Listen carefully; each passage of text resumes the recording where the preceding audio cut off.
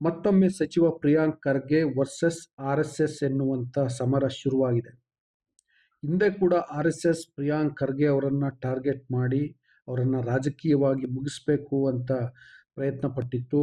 ಅವರ ವರ್ಚಸ್ಸನ್ನು ಕುಂದಿಸ್ಬೇಕು ಅಂತ ಪ್ರಯತ್ನ ಪಟ್ಟಿತ್ತು.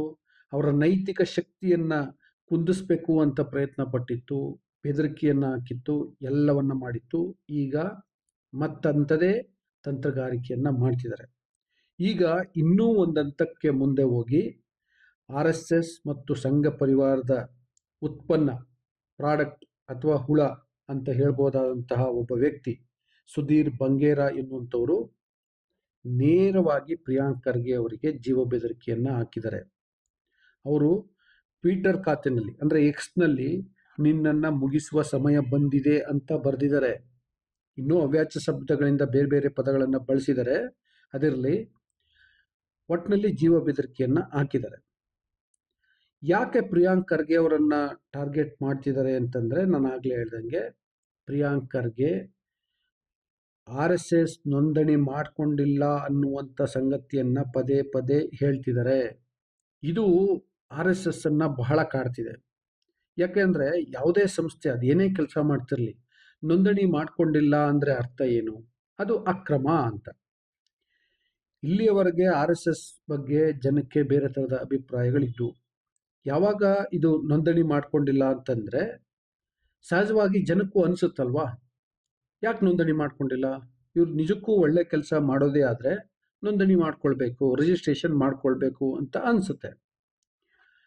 ಈ ಜನರ ಮನಸ್ಸಿನಲ್ಲಿ ಇಂಥದೊಂದು ಭಾವನೆ ಬಂದರೆ RSSಗೆ ಅದನ್ನು ಅರ್ಗಿಸ್ಕೊಳ್ಳಿಕ್ಕೆ. ಮತ್ತು ನಿಜಕ್ಕೂ ಒಳ್ಳೆಯ ಅಭಿಪ್ರಾಯವೇ ಇದ್ದರೆ, ಸದುದ್ದೇಶವೇ ಇದ್ದರೆ ಮತ್ತು ಪಾರದರ್ಶಕತೆ ಇರೋದಾದರೆ ನೋಂದಣಿ ಮಾಡಿಸ್ಕೊಳ್ಬೋದು, ರಿಜಿಸ್ಟ್ರೇಷನ್ ಮಾಡಿಸ್ಕೊಳ್ಬೋದು. RSSನಲ್ಲಿ ಅದು ಇಲ್ಲ. ವಿಶೇಷವಾಗಿ ಪಾರದರ್ಶಕತೆ ಇಲ್ಲ.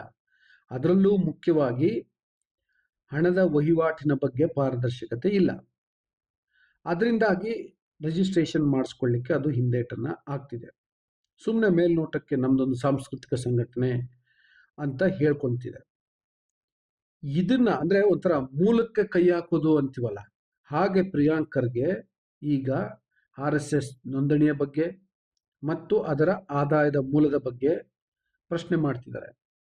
ಅದರಿಂದಾಗಿ ಈಗ ಪ್ರಿಯಾಂಕ್ ಖರ್ಗೆ ಅವರ ಮೇಲೆ RSS, BJP, ಸಂಘ ಪರಿವಾರ, ಬೇರೆ ಬೇರೆ ಸಂಘ ಪರಿವಾರದಲ್ಲಿ ನೂರಾರು ಸಂಸ್ಥೆಗಳಿದ್ದಾವೆ, ಅವರ ಕಾಲಾಳುಗಳಿದ್ದಾರೆ, ಎಲ್ಲರನ್ನ ಪ್ರಿಯಾಂಕ್ ಖರ್ಗೆ ಮೇಲೆ ಛೂ ಬಿಡಲಾಗಿದೆ. ಪ್ರಿಯಾಂಕ್ ಖರ್ಗೆ ಅವರನ್ನು ಮತ್ತೊಮ್ಮೆ ಬೆದರಿಸುವ, ನೈತಿಕವಾಗಿ ಕುಗ್ಗಿಸುವಂತಹ ಕೆಲಸಕ್ಕೆ RSS ಕೈ ಹಾಕಿದೆ. ಬಟ್ ಆ ಪ್ರಿಯಾಂಕ್ ಖರ್ಗೆ ಯಾವುದಕ್ಕೂ ಹೆದರದ ರೀತಿಯಲ್ಲಿ ಕಾಣಿಸ್ತಿಲ್ಲ. ಅವರೇ ಬಹಳ ಸ್ಪಷ್ಟವಾಗಿ ಹೇಳಿದ್ದಾರೆ, ನಾನು ಗೃಹ ಸಚಿವ ಆದ ಮೇಲೆ ಸಂಘ ಪರಿವಾರಕ್ಕೆ ನಡುಕ ಉಂಟಾಗಿದೆ ಅಂತ.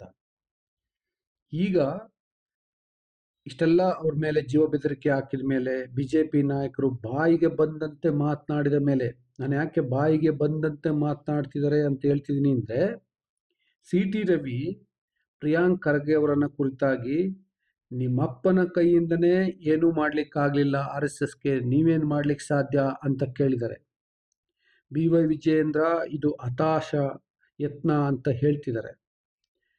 ಹೀಗೆ BJP ನಾಯಕರು ಮತ್ತು ಬೇರೆ ಬೇರೆ ಜನ ಲೈಕ್ ಸುಧೀರ್ ಬಂಗೇರಾ ಥರದವರು ಪ್ರಿಯಾಂಕ್ ಖರ್ಗೆ ಅವರನ್ನು ಬೆದರಿಸುವ ಮತ್ತು ವಿಶೇಷವಾಗಿ ನೈತಿಕವಾಗಿ ಕುಗ್ಗಿಸುವಂತಹ ಕೆಲಸಕ್ಕೆ ಕೈ ಹಾಕಿದ್ದಾರೆ.